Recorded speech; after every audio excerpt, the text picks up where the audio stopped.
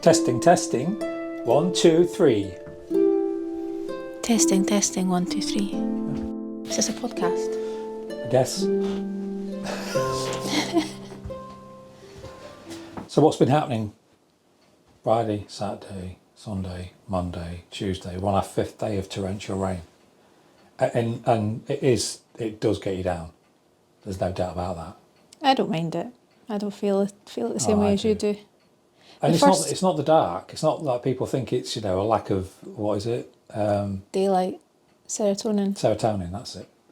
It's not. It's just the rain. It's just the constant rain. And also, I'm not a fan of mud. Well, you've come to the wrong place. Well, there's not that much surface mud here, is there? But it's just like, when you're walking out and you're constantly walking in, and it's like, you just have to take your boots off every 5 minutes, which we never do. But that's what it is. It's the wet and the mud. Do you remember the first week you were here? So when we first got here, Scott was here for a week by himself, and I had to go back down to our old place and pack up the last of our stuff. And you were here for a full week, and it rained the whole week, and you got cabin fever big style. It's big style. It was the problem with that was it was because of the humidity. It was the humidity. It was the heat with the rain, which made this place like Thailand. And when you're in that kind of environment, like I said, it's just the rain. Just the rain. That's all it is. I love the winter. Autumn and winter are definitely like my favourites. Well, I spoke to the owner of the island a few days ago. He said that it gets frosty, but mainly it's wet at this time of year. So get used to it, basically. No, I don't think that's true. I thought it was wetter during the summer when we were here than it is now. We've had really long spells of like frost and just clear weather. I mean, we had like nearly 2 weeks, didn't we, of blue skies when everybody else was having that bloody storm. Mm-hmm. So the weather on the mainland does seem to bypass us here. It'll be snow forecast here, there, and everywhere, and it just won't arrive here. It's just a very, very much sheltered spot. Did you ever have a desire want to become a weather girl? No, although I've got a Photoshop picture of you. Do you remember with that red coat when you went to Armstrong's in Edinburgh? That vintage shop, and you put that awful red coat on, and I photoshopped you in front of because you look like a weatherman. What? Do you know I had the opportunity? Well, it wasn't an opportunity. I was sat watching a bit of YouTube, and what came up was ITV News and Sport for like 10 minutes. And I couldn't believe what I was watching. Do you know, we don't have a television. Well, we have a television, but we don't have TV. No, we don't have live TV. And we just tend to watch YouTube. And they had a weatherman on. And I know they're supposed to be like animated and a bit eccentric, but just too much. It's just whenever you tune into like real life. Oh well, our real life is this island. But what's going on outside in the world of entertainment? Yeah, it's a sad state of affairs out there. Just turn off your TV, turn off the news. So I'm just looking through our Patreon page to see what sort of questions people might have asked us that we could cover in this podcast. Okay. Well, I think people have asked us, what have they asked us before? They asked us how we met. Edinburgh. Next question. Did you say when we met or where we met? Just how, I guess, the circumstances. We've been together 7 years now. It's just flown by. Is it 7? I thought it was 8. 2015. 2016. Well, let's go way back. I was born in David Copperfield. I moved to Edinburgh in 2015, August, 2015. From Grimsby. From Grimsby. It's a good seaside fishing town, isn't it? It's an old fishing town. It's a Viking settlement, wasn't it? Well, it got its charter, I think, just after.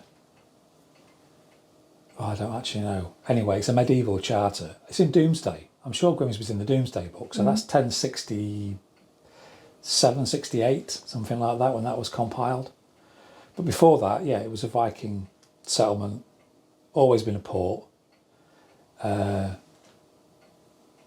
Typical English East Coast. It's got a seaside resort called Cleethorpes, and both of these times are combined. There is no, they just flow into each other. So they used to be separate, and now they're not, like same as Edinburgh and all that. Cleethorpes is like I said, it's a Victorian seaside resort that's had its heyday during the fishing boom, as the port was built at that time. And Grimsby was the biggest fishing port in Europe. Might have been the world. Yeah, it was certainly an important one, definitely. I think it was the world. But especially when the railway turned up. I think the railway got there in about 1860. And then the decline happened during the 1950s. It really kicked in during the 70s, but it started in the 50s. And then by the time we got to the 1970s, when we joined, was it called the European Economic Community, EEC? EEC. And then the fishing quotas came in, and then that was it. It killed it dead. So, to cut a long story short, the town is now dying on its backside. It's a terrible, terrible state. Well, not only is that industry gone, but all the industries that the fishing port supported, like your mum used to work in a factory producing... Yeah, the food processing plants were pretty much all there up until about the beginning of the 2000s. So you had, Bird's Eye, Finders, Young's. I know American listeners won't know who these are, but they're all the big processing, fish processing fish plants. Fingers and all that kind of like stuff. In that town, families were subsidised. Usually what happened is the men went off to fish and the women processed it in the factories. And because of the shift work, you had the women could have families and have shift work created around the family life, because you had 4-hour shifts throughout the day, in the evening, right the way through the night till the following morning. So you could always find a shift pattern that would work for you. And usually what would happen is, if you needed the kids looking after, then another family member who was working on a different shift. And this was nearly an entire town. So many women worked in those processing factories, and enabled them to have families, large families, and still run a home by doing that. However, like I said, they've all gone now to Eastern Europe. So there's nothing there now. There is nothing there. Oh, there is. The port is importing cars. So now all you see are these massive carrier ships full of cars that all get unloaded, and then they all get taken all over the country. But the fishing industry is totally dead. You can still get fish. They still land fish there, but it's like a fraction. It's probably like, I would say, less than 5% of what it used to be. So anyway, that's my town. So you moved to Edinburgh, which was my hometown. I moved around a bit, but yeah, in 2015 I decided to go back to Edinburgh. I'd been in Grimsby for a long time at that point. I'd been back in Grimsby. And then 2015 moved to Edinburgh and moved to Morningside, which I didn't know was one of the poshest parts of Edinburgh. It is. So it was Miss Jean Brodie. Yeah. Morningside, they all talk like that. Again, trying to keep this brief, what I did was I found a flat online in Edinburgh, brokered the deal of the flat without actually seeing without ever seeing it, I had no idea about Edinburgh. I've been to Edinburgh a couple of times, but I know from a point of view of living there, it's a total different thing to being a tourist. So I got this flat, brokered it all online, went down there, I think it was something like August the 15th, no, August the 5th. Picked up the keys from the letting agent who was on Morningside Road, just down the road from where the flat was. And that was the first time I saw it. And when I was in a taxi coming from, what's the railway station called? Waverley. Waverley. I was talking to the taxi driver about the place. And he said, what, have you never been? Oh, no, and he used the same thing. The same description. He said, it's Miss Jean Brodie country. Have you seen that film? And I was like, yes. He says, well, that's what... He said, it's a very posh side of Edinburgh. Yeah, it's big houses. Massive A lot of the houses, houses I've got I used to, in my gardening business that I had when I was in my early 20s with my friend, we looked after some of the Morningside houses, and yeah, tennis courts in the gardens, some of them, you know, big sort of Victorian villas. But Morningside Road itself is all tenement flats and narrow closes and busy. Can you put yourself back there mentally now compared to where we live? Oh, God, no. Morningside Road, the apartment that I lived in was a 3-bedroom apartment on Morningside Road above a charity shop, which is a thrift shop in the US. Oh, it's like a London street, isn't it? Yeah. It's that busy. Yeah. And Edinburgh itself isn't that busy or that big, but that particular road, talk about a hub of like human life. Everything that you could possibly want, you could find on Morningside Road. I mean, but for me, growing up in Edinburgh, though, I see a massive change in how busy it is. You know, you say it's not that big, but you know, you've got your suburban sprawl now. What you know, that whole this used to be fields. That's exactly how I feel about it. The elderly woman that lived at the top floor. Remember me telling you about her? Uh-huh. She was in her 70s, and God knows how she used to climb all those stairs because there was 3 floors. She was on the top, and she said to me one time, she was telling me about the changes of the place because she was born in that flat, and it was, you know, handed down to her from her parents. And when her parents moved in, I think the apartments were built around in the 1880s. And she said that when she was here, her father was some kind of professional. He was a doctor or a lawyer or whatever. But what she said was, they're the kinds of people that lived in all those flats, apartments. They were all highly salaried professionals of that type, lawyers, doctors. And she said, and now we've got students renting them. But yeah, so I came in August 2015. We met the following year. Yeah. 2016. Yep. In around about October, wasn't it? October, yeah. It was definitely late summer, moving into the autumn. So you're born and bred in Edinburgh. Yeah. Moved around to different areas of Edinburgh quite a lot. Mum always got itchy feet, and every few years we moved to somewhere else, but never in the centre. Never. Edinburgh is a very, very old town. It used to be a hill fort back in the day called Dunedin, which is just Dan's Eden actually, and then grew up into, by the medieval times, it was a walled city with massive towering flats. Basically, they built them up really high. Then that kind of that became very unsanitary, and then by the 18th century, they had a competition basically for an architect. The municipality had put out for an architect to design a new town, and this new town design was approved, and the streets in the new town are much wider, much more, you know. There's no medieval property.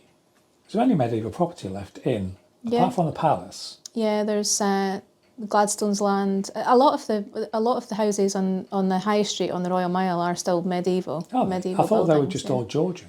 No. So they're like pre-Georgian. Yeah. Because Edinburgh is known as a Georgian town, isn't it? Because of the architecture. Because of the new town, yeah.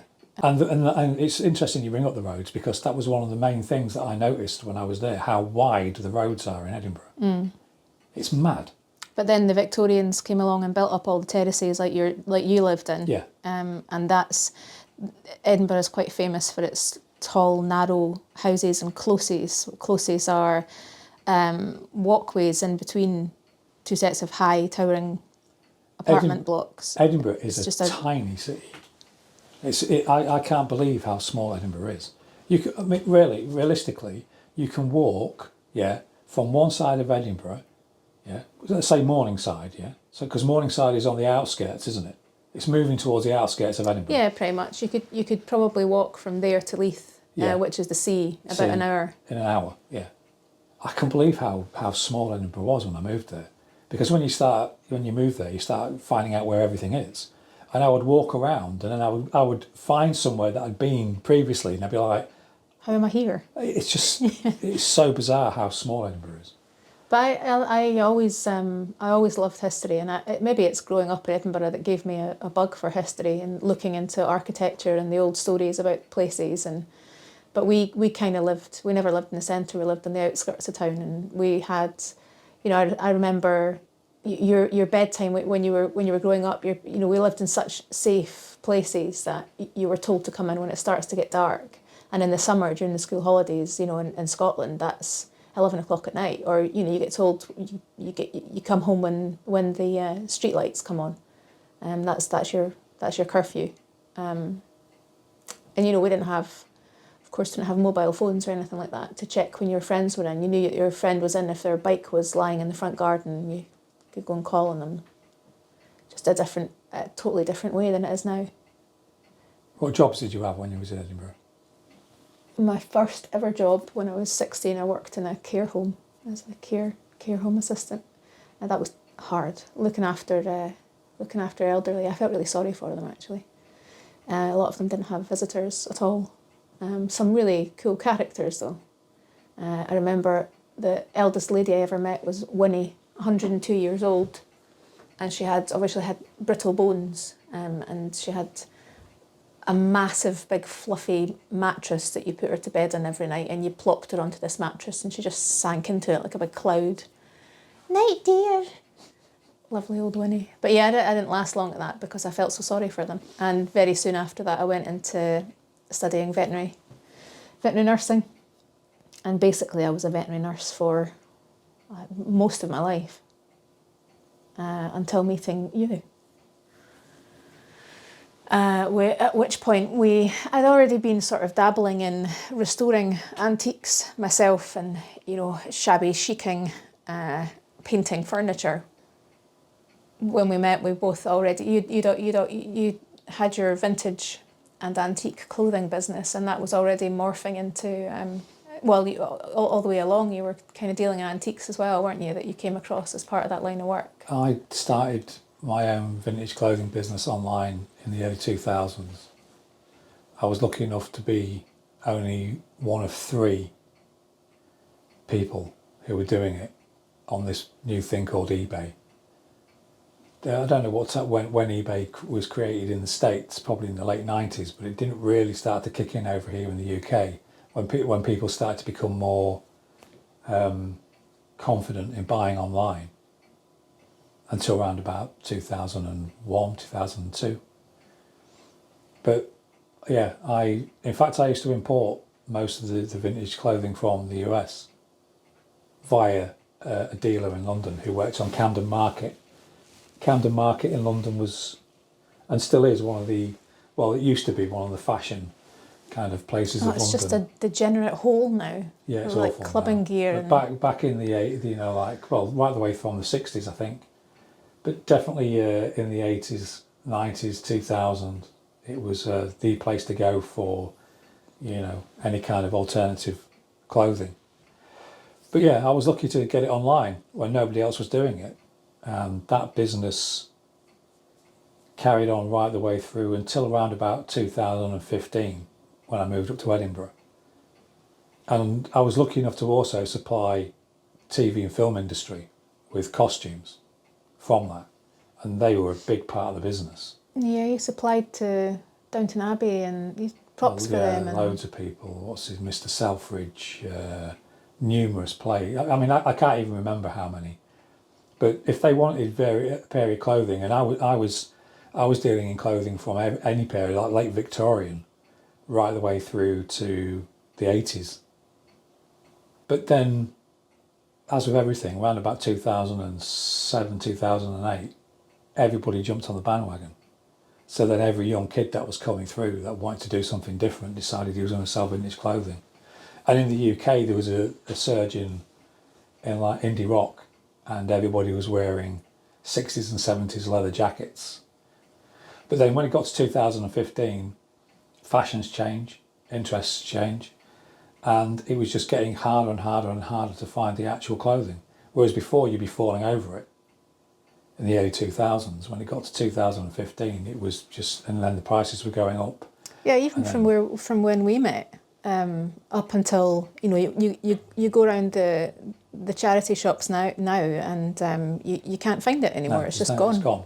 That generation of people have been and gone. You know, the ones that were leaving it behind. It's unfortunate, but the way that it works is you would always find when a certain generation was coming to the end of their existence, basically, when they were passing away, all of that clothing was then getting donated to different charities and organisations, and then you would find an abundance for 10 years of that particular style, as people's closets and all their possessions were basically just getting given away, and that's how this stuff would come to you.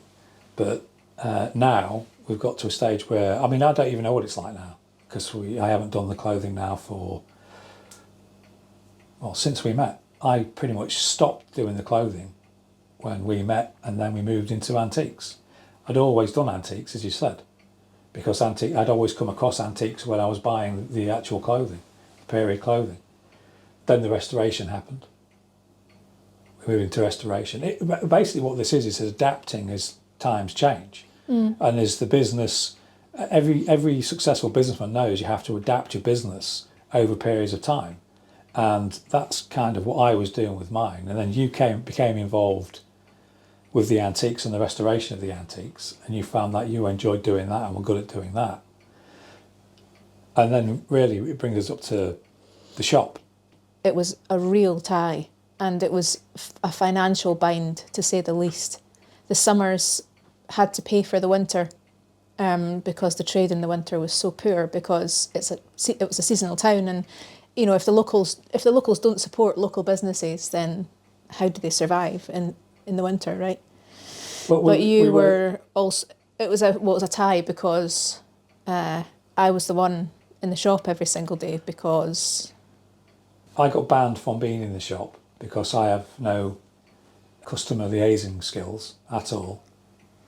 No, you're very direct. You're very honest and direct, and that can sometimes, in a customer service environment, not be very good. No, it was just mad. So as part of my veterinary, I knew a lot of people locally, and one of the ladies that I'd known through the vets, her mother was an antiques dealer, and she was retiring. 90-year-old Maggie, who happens to be a bit of an Edinburgh legend. She had a shop on Morningside, just up from you, eh? Yeah. And nobody was ever allowed in her shop. She would drag out the bits that she wanted to sell onto the pavement every morning when she opened the shop, and those were the things for sale, and you were never actually allowed to go in. I remember walking past the shop several times when I lived on Morningside, and she wouldn't let you in. You could only buy what she put on the outside. Well, she put it all out, didn't she? She got in trouble with the council a lot, but because you're not allowed to do that, but she just ignored them. But it was junk. Yeah. It was there was some really nice little bits and pieces, but you had to have a good rummage. But the majority of it was just junk. But it was genuine antique. Yeah. You would be finding broken old Georgian stuff. Yeah. And Victorian, Edwardian stuff. She had a good eye, but it was all broken. Yeah. Because she'd come to the end of a stock in that shop. Everything that was worth having had gone. So because I knew her daughter, we got invited to when she decided to retire and shut shop. We got invited just prior to 2020, to clean out that shop, to go into it and down into the basement. And once we'd filled a 10-foot box trailer full. And we went back a second time and filled it full a second time. And then we got invited to her home and she had barns full of stuff. We spent days rummaging through it and picking things, and we still would have missed stuff.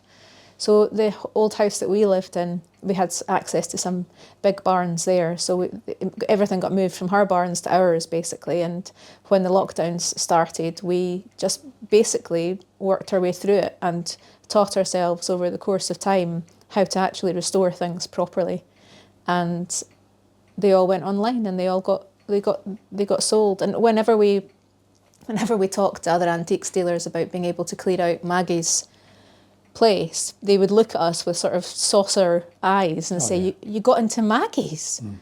Because everybody knew her. Everyone got outbid by her at the auctions. we still have antiques kicking around in our storage today that are from Maggie. And some things which we kept. We kept, ourselves. But that was, I said to you at the time, didn't I? This is a once in a lifetime opportunity. Mm-hmm. This never, ever happens. And in all the time that I've been doing business and I've been asked to go and clear out a number of places, I'd never had like an elderly antiques dealer get in touch and say, "Do you want to come and have a rummage through what?" I mean, we could have kept going back with that trailer for weeks. The amount of stuff we left because we just didn't have the room for it. It meant all the porcelain. Yeah, neither of us had particularly had an eye for porcelain or a like of it. But looking back on it, she knew her stuff. We should have taken a lot. We should have absolutely just taken everything. But you live and you learn. Because, like I said, you're never gonna get back into that environment again. So what happened with the shop was we were open for the year. It was a year, wasn't we? Mm-hmm. More or less. A year. And we were already in a process of like saying, well, is this a viable option if we're only going to get the tourist trade? If we can't keep this running throughout the year with local trade, we were already coming to the conclusion that we might have to close the shop, and then COVID hit. It really did. I mean, everybody's got these kind of stories. But from our point of view, from the business aspect of things, it did. It just killed the business. Killed it. And then we found ourselves in a position of trying to claw that back in whatever way we could. Because of the lockdowns and the time that we all had to sit there and think about what we wanted to do with the rest of our lives. We're really blessed to be here, and we see it perfectly for what it is, the sort of divine setup in getting us here with perfect timing. The problem is we can't really go into the detail that people deserve. I think there are aspects of what we've said this afternoon or this morning that could deal with a bit more in depth. I'm sure people, our patrons, will ask us questions if they've anything further they want to know. Well, we asked them that before when you tried finding them, and we couldn't find them because the internet went down, so we couldn't get access to it. So the problem with the internet with us at the moment is it's intermittent. It's dropping out, and it can drop out for an hour, and then it can come back, and it can drop out for 2 minutes, and it can come back, and this is creating havoc with uploads and downloads, etc. The issue with the internet is becoming, as we thought it would do once we started hitting the winter months, is really starting to impact on what we can do. The weather's impacting on what we can do from the point of view of like the work on the outside of the house that we can film for people to see. But the uploading aspect, the internet, it is what it is. It'll resolve itself next year. We're already at what? Is it 38% for the Starlink campaign? Okay. I'm sure it's 38%. Well, that'll definitely resolve everything. But we were saying yesterday that because of the nature of the winters here, which are warm and wet by the looks of things so far, And the daylight hours, which is, we're probably about 6 hours of daylight now. It's 9:30 to 3:30 at the minute. It's going to be, we might have to go down to one episode a week. We'll see. I mean, just it really depends how much footage we can gather in a week, or over the course of the week. Yeah, it's the fact that the weather, the lack of daylight, which is a huge problem when it comes to filming, especially when you've got cameras like ours, and the internet outage. It's like, there couldn't be much more that could conspire for us to not be able to actually provide what we want to for people. And the other thing is this, we've both said, we're not just throwing stuff out there for the sake of throwing it out there. Because we do have an idea for the sort of content that we want to provide, and we need to provide what people expect from us. And the overwhelming comments are that it's peace that it gives people, it's relaxation and escapism, I suppose. The way that this channel's worked from day one is we are filming what we're doing. We are filming our daily lives. Fly on the wall. We're not creating content. And that's, I think, the major plus for the channel from my perspective, but it's also problematic because there are periods where in everybody's lives where nothing's happening. Or what if we go through a period of like really bad weather and we can't get off the island because of the weather, and we are contained on the island. You know, the variety is cut down. Yeah, so. and the logistics of getting things here as well. For example, you know, we prepared that wall for all the mortar, and we thought, right, let's go and order the mortar, and then it didn't arrive for 2 weeks. That's 2 weeks where people are like, what's happening inside the house? Yeah. And the answer is nothing, because it's not arrived. And that's the thing. It's the authenticity. It's to keep the authenticity of the channel. I don't want anything fake. We don't want to be faking anything. We want to be, this is what we're doing, and this is when we're filming it. And there are going to be periods of time where there is nothing to film other than the daily grind. And it's like, you know, the daily grind, you know, people don't want to watch you making my lunch. It's, actually, there probably are people out there that do want to watch that. Yeah, they might. And speaking of which. Well, we've rambled on much, much longer than I anticipated for this first podcast, but hey, it's the first one.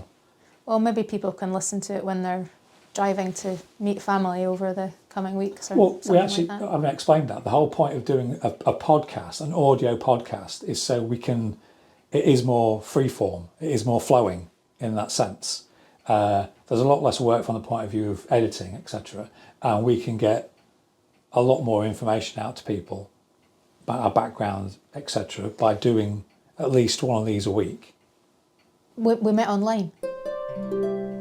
Going back to the original point, how we met. We met online, an online dating platform. Well, we'll leave that till next time. Yeah. Is that it then? That's it. Bye.